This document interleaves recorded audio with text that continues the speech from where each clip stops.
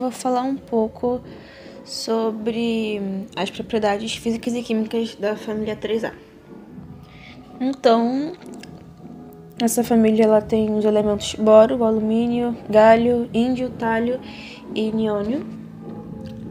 Então, começando a falar primeiro sobre o boro ele é bem diferente dos elementos do grupo porque ele não é um metal, mas um semimetal. E essas propriedades físicas, ele é sólido, duro, quebradiço, é preto, não conduz bem eletricidade em temperatura ambiente, só em temperaturas mais altas.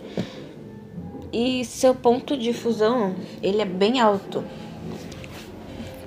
Por isso que ele é muito resistente ao calor. E essa propriedade química, ele tem algumas principais ligações covalentes, ou seja, tipo de compartilhar elétrons. Seus estados de oxidação mais comum é o +3 e ele forma óxidos de caráter ácido.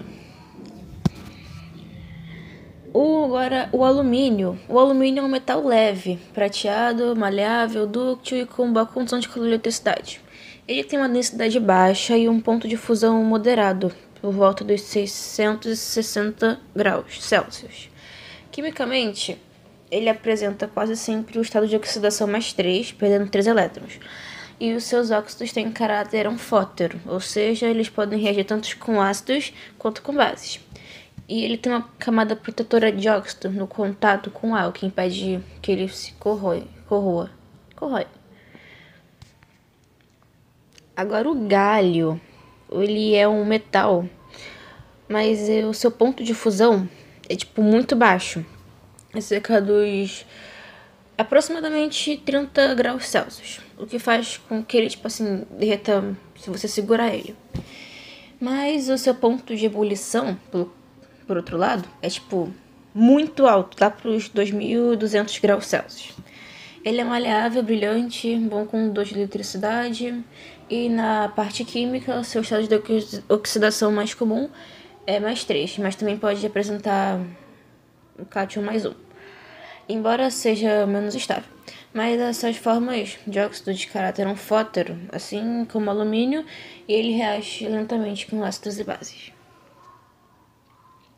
Agora o índio, ele é um metal macio, maleável, dúctil, brilhante, com um tom prateado, um pouquinho azulado, bem pouquinho mesmo.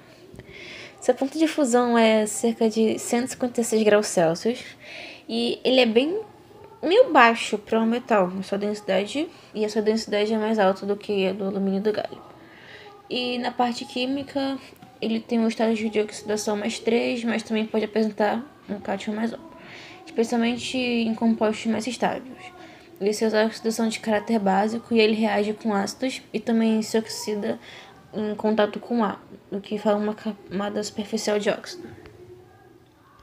O talho é um metal pesado, macio, de coloração meio prata e ele fica cinza mais rápido quando exposto ao ar, devido à formação da camada de óxido. Ele tem uma densidade bem alta e um ponto de fusão de mais ou menos 304 graus Celsius. Do ponto de vista da parte química, diferente dos outros elementos do grupo, o talho ele apresenta mais estados de oxidação +1, devido ao efeito da parte inerte que torna os elétrons mais internos mais difíceis de serem removidos. E seus óxidos têm um caráter básico e ele reage fácil com oxigênio, ácidos e enxofre.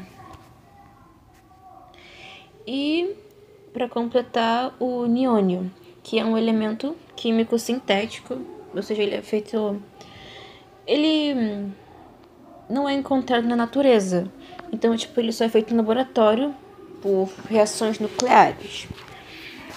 E ele é altamente radioativo e tem um tempo de meia-vida por curto. O seu isótopo mais estável decai em cerca de 10 segundos.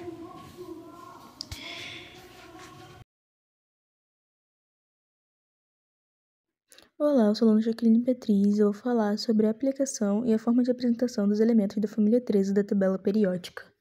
O primeiro elemento é o boro. O boro é encontrado na natureza combinado com outros elementos, que formam compostos como os boratos.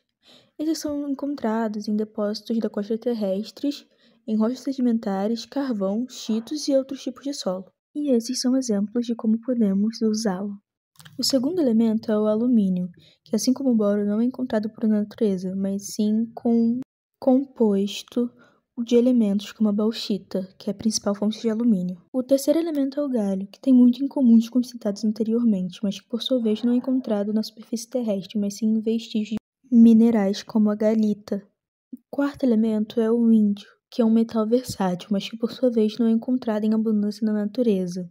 Ele é encontrado em minérios de zinco e chumbo, sendo obtido principalmente como subproduto. O quinto elemento é o talho, que é um metal raro e que é muito útil na eletrônica e óptica. O tal metal pode ser encontrado em minérios como o cobre, o chumbo e o zinco, e ele é muito utilizado para a detecção de infravermelho. E o sexto e último elemento é o niônio. Ele é um dos mais peculiares, pois não é encontrado na natureza, mas sim através de experimentos laboratoriais. Ele é muito utilizado. Olá, eu sou o Jeffter e vou apresentar a parte final do nosso trabalho. Eu vou apresentar a origem dos nomes e um pequeno resumo sobre a família 13 da tabela periódica. O boro, representado pela letra B na tabela periódica, tem esse nome por causa de um mineral chamado bórax, que era muito usado no passado, principalmente em vidros e esmaltes. Já o alumínio, que é representado pelas letras A e L, vem do latim alumen, que significa alume, um sal que era conhecido na Roma Antiga. O galho, que é representado pelas letras G e A, foi descoberto por um cientista francês. Em homenagem ao seu país, escolheu o nome Gália, que significa França em latim. O índio, representado pelas letras I e N, possui esse nome porque quando foi descoberto, emitiu uma luz azul bem forte, bem parecida com a cor azul índio. O talho, que é representado pelas letras T e L, também ganhou esse nome por causa da cor no espectro de luz, um verde bem vivo que lembra um broto, ou talhos em grego. E para finalizar, o nhônio foi descoberto mais recentemente por cientistas japoneses. O nome vem de nhon, que é como se diz Japão na língua japonesa, e ele é representado pelas letras N e H. Agora vou fazer um breve resumo sobre a família 13 da tabela periódica. Todos esses elementos possuem 3 elétrons na camada de valência, o que influencia bastante no tipo de ligação química que eles fazem. O boro é o único não metal, ele é um semimetal, ou seja, possui características de metais e ametais. Já o alumínio, galho, índio e talho são metais de verdade, usados em várias áreas, como indústria, eletrônica e até medicina. O nhônio, por ser um elemento sintético e super instável, ainda está sendo estudado, e não possuímos muito sobre ele ainda. O alumínio é o mais famoso e é usado no nosso dia a dia. Ele está em latinhas, nas janelas e nos carros, entre várias outras coisas.